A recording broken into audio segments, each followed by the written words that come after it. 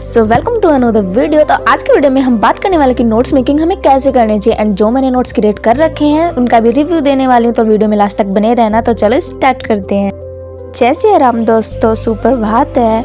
तो आज मैं बिना कहीं जल्दी से वीडियो लेके आ गई हूँ एंड आज की स्टार्टिंग हो रही थी तैयार होने से, जो मैं लाइब्रेरी के लिए जा रही हूँ। एंड फिर मैंने बनाया अपना ब्रेकफास्ट जिसमें मैंने खाए हैं चोको मिल्क एंड मैंने इसमें किया है एक बनाना ऐड।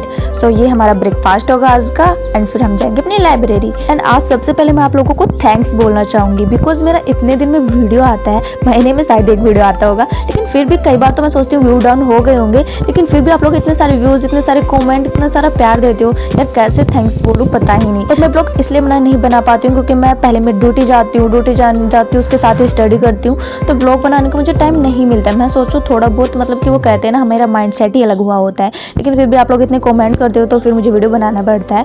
तो फिर मैंने लाइब्रेरी जाने के लिए अपने सारा सामान डाला अपने बैग में, बैग पैक किया। उसके बाद मैं पूरी तरीके से रेडी हो चुकी हूँ लाइब्रेरी जाने के लिए। अब चलते हैं अपनी लाइब्रेरी। एंड आप लोगों में से कौन कौन लाइब्रेरी स्टडी करता है और कौन कौन घर पे करता है कॉमेंट में जरूर बताना, ठीक है। कॉमेंट में अपनी बातें भी शेयर किया करो यार, मैं बोलती रहती हूँ। फिर यहाँ पे हम पहुँच गए थे अपनी लाइब्रेरी। तो अभी मैं करूंगी अपनी नोट्स मेकिंग। तो चलो आज मैं आपको बेस्ट तरीका बताती हूँ नोट्स मेकिंग का। तो देखो सबसे पहले ना मैं क्या करती हूँ, तो देखो आप लोग भी ना कोई भी कॉलेज का या स्कूल का असाइनमेंट या फिर आंसर राइटिंग करते हो या फिर किसी भी क्वेश्चंस का आंसर लिखना चाहते हो, क्या आप भी चैट जीपीटी या कोई भी एआई टूल का यूज करते हो? लेकिन आपको पता है वो प्योर ह्यूमनाइज्ड कंटेंट नहीं होता है और हर टीचर जो असाइनमेंट चेक करते हैं वो एआई डिटेक्टिव टूल का यूज करते हैं और सब कुछ पता लगा लेते हैं कि ये एआई से लिखा हुआ है। और हमारे नोट्स मेकिंग के लिए लिखे गए आंसर कोई भी एआई से लिखे गए होते हैं। अगर हम एग्जाम हॉल में एग्जिट वही लिख के आते हैं तो उसकी जो भाषा लिपि है उसको देख के साफ एग्जामिनर को पता चल जाता है ये तो एआई टूल से लिखा गया है। डोंट वरी, उसका सॉल्यूशन है रीराइटिफाई एआई। तो सबसे पहले ना आपको क्या करना है, इसको गूगल पे सर्च कर लेना है रीराइटिफाई एआई। बाद में फर्स्ट में ही आपके सामने इसकी ऑफिशियल वेबसाइट खुल के आ जाएगी, उस पर आपको क्लिक कर लेना है। देन उसके बाद जो प्रोसेस करनी मैं आपको बताती हूँ। तो इसमें कुछ ऐसे फीचर्स होते हैं आप देख सकते हैं एंड कैसे इसको यूज करना है वो भी चलो मैं आपको बता देती हूँ।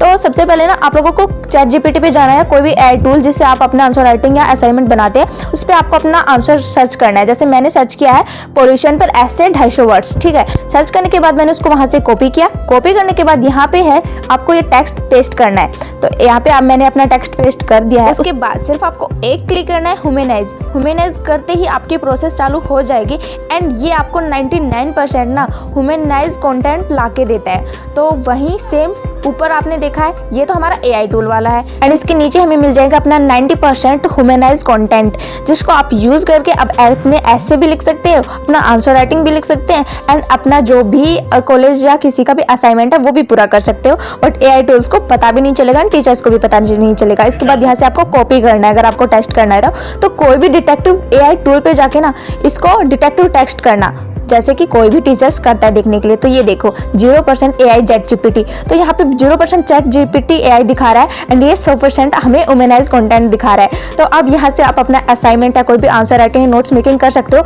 अब इस चीज से डरने की आपको कोई जरूरत नहीं है। इसका लिंक मैंने डिस्क्रिप्शन और कॉमेंट में दे दिया, जाके चेकआउट कर लें। तो अभी आप पूछोगे दीदी नोट्स मेकिंग में क्या ही लिखना चाहिए, क्या इंपॉर्टेंट होता है? डोंट वेरी, अभी मैं इसके बाद में आप लोगों को मेरे नोट्स दिखाऊंगी, लेकिन मैं कैसे नोट्स क्रिएट करती हूँ अपना। तो देखो सबसे पहले ना मैं एक रिसोर्सेज उसका रख के रखती हूँ, कोई भी सब्जेक्ट हो, पॉलिटिकल, इकोनॉमी, साथ में अपना गूगल बाबा या कोई भी एआई टूल, ताकि उसमें एड ऑन या एग्जाम्पल लिख सकें। तो सबसे पहले तो फर्स्ट में तो नोट्स मेकिंग कोई नहीं करता यार। देखो पहले उस रिसोर्सेज को अच्छे से पढ़ो, फिर एक टॉपिक उठाओ, उस टॉपिक से रिलेटेड आप देखो कैसे क्वेश्चन आ रहे हैं पीवाईक्यू में, फिर उसके हिसाब से आप आंसर राइटिंग कैसे करते हो। नोट टॉपर्स की कॉपी देखो, उस आंसर राइटिंग के हिसाब से अपने नोट्स क्रिएट करो। तो चलो आज मैं दिखाती हूँ आप लोगों को। तो ये है मेरे नोट्स। तो ये मैंने सोसाइटी के नोट्स दिखाए हैं आप लोगों को। तो प्रॉपर एक नोट्स ही दिखाना काफी रहेगा, बाकी मैं आप बता देना, मैं आपको दिखा दूंगी एंड सी सेट के भी दिखाने वाली हूँ, मैथ एंड रीजनिंग के। तो चलो स्टार्ट करते हैं। तो सबसे पहले ये मेरे नोट्स है सोसाइटी के, पेपर फर्स्ट, ये सब मैंने लिख रखा है एंड यहाँ से मेरे नोट्स स्टार्ट होते हैं। तो ये देखो भारतीय समाज में हिंदी मीडियम से आप लोगों को पता है। एंड राइटिंग को जज मत करना प्लीज, क्योंकि ये सब मैंने ना एकदम मतलब कि जो भी है ठीक ही है। आपकी भी राइटिंग अगर अच्छी होगी तो वहाँ पे एग्जाम हॉल में अगर आपको लिखने का मौका मिला तो बिल्कुल भी अच्छी नहीं आएगी, आपकी भी ऐसी आएगी। तो जितना हो सके मैं अपने आंसर को एक आंसर राइटिंग फॉर्म में लिखती हूँ एंड जल्दी ही लिखने की कोशिश करती हूँ। तो इस टाइप से जैसी है, प्लीज़ जज मत करना क्योंकि काफ़ी लोग कुछ ज़्यादा स्मार्ट बनते हैं। तो ये देखो, ये जैसे कि ये छोटे छोटे पॉइंट्स मैंने लिख रखे हैं एंड इनके आगे मैंने सिर्फ एक लाइन में लिख रखा है क्योंकि ये चीज़ें मुझे याद है, मैंने पढ़ी है, पहले याद की है, तो मुझे देखते ही आ जाता है कि मुझे इसमें लिखना क्या है। ठीक है, फिर उसके बाद आती है भारतीय समाज की विशेषताएं। देखो इस चीज़ को ध्यान से देखना, ठीक है, विविधता में एकता। तो ये सब पॉइंट्स मैंने लिख रखा है, तो इन सब का मुझे पता है कि इसमें क्या मुझे लिखना है। ठीक है, तो समझाना मैं विस्तार से इसको खुद समझा देती हूँ क्योंकि मैंने पढ़ा है।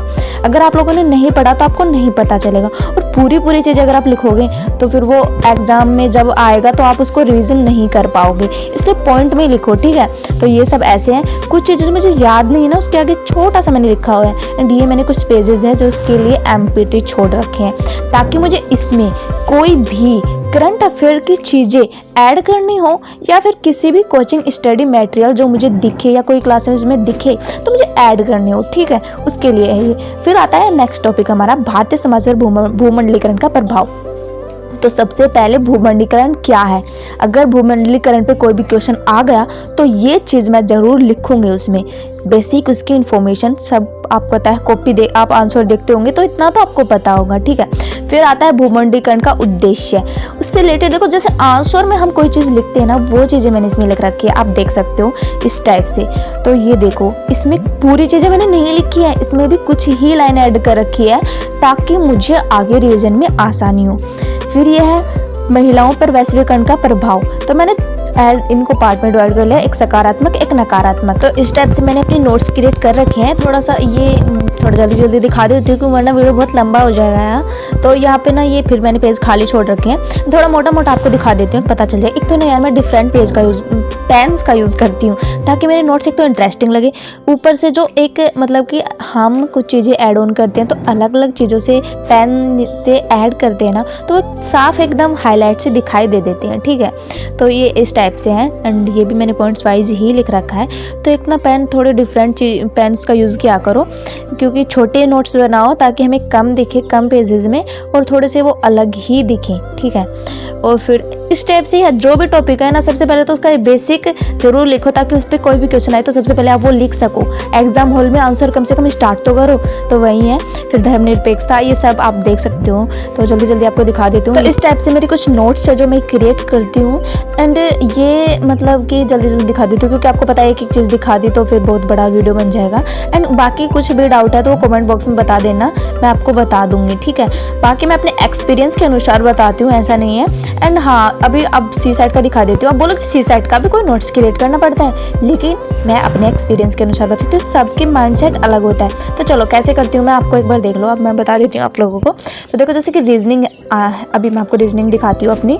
तो क्या होता है ना कि एक सर होते हैं, शायद दृष्टि के सर है वो math and reasoning CSAT के लिए ना PYQ करवाते हैं। तो जैसे कि PYQ कोई जैसे कि ये है नंबर सिस्टम का है, तो इसमें एक PYQ है उसमें, तो उस से रिलेटेड वो तो समझाते ही हैं, लेकिन उस मेथड से रिलेटेड, उस टॉपिक से रिलेटेड कौन से क्वेश्चंस और आ सकते हैं वो भी समझाते हैं। और उस मैथ कुछ क्वेश्चंस आते हैं उनको कैसे हम सोल्व कर सकते हैं वो मेथड नोट भी करवाते हैं। तो मेरे हिसाब से कहना है कि मैं उनको नोट कर लेती हूँ अपनी कॉपी में ताकि मैं फिर से वो रिवीजन करूँ, मुझे याद आ जाता है। लेकिन कोई चीज़ मुझे समझ नहीं आती तो मैं फिर से वो क्लासेस ले लेती हूँ। तो वही है, तो इस टाइप से मैंने इनको कर रखा है। ठीक है, अभी तो मैंने स्टार्ट नहीं किया अपना सी सेट, बट बहुत जल्दी ही करने वाली हूँ अपना सी सेट। तो ये फिर से रिवीजन करने के लिए ना, अब रिवीजन करूँगी अपना, तो रिवीजन के लिए अब मुझे फिर से इसकी ज़रूरत पड़ेगी, तो इनकी ज़रूरत पड़ने वाली है मेरे को। और जितना हो सके आप मैथ हो या रीजनिंग, जितना आप उसको सोल्व करोगे, जितना आप उसको देखोगे समझोगे, उतना ही आपको समझ आएगा, उतना ही एग्जाम हॉल में आप जल्दी क्वेश्चंस कर पाओगे। ठीक है, तो ये रहा जैसे कि 4 से कटने का नियम, ये सब लिख लेती हूँ, छोटी हो या बड़ी चीज़ें मैं सब लिख लेती हूँ ताकि मैं बाद में कोई रिस्क नहीं ले सकती कि भूलूँ मैं, एक बार मुझे रिवीजन करना हो मैं कर लूँ बस।